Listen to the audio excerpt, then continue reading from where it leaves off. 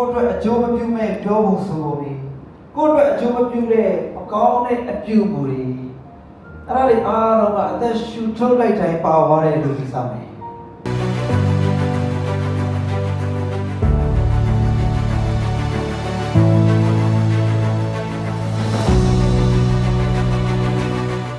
အဲ့ဒါပြန်ကျမတော့ကြားတာလေဒီစီးပွားရေးလုပ်ငန်းတွေမှာကွန်ပျူတာဆိုတော့အရန်သုံးတဲ့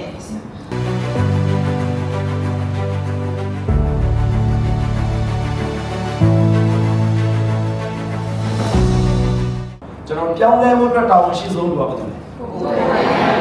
အဲ့တော့ပြောင်းလဲဖို့အတွက်တောင်းရှိဆုံးကကိုပဲနောက်တစ်ခုကကျတော့ပြောင်းလဲဖို့အတွက်အရေးကြီးဆုံးအရာတွေကိုသိပြီဆိုရင်လိုက်လို့ဖို့တောင်းရှိဆုံးလို့ပါကိုပဲ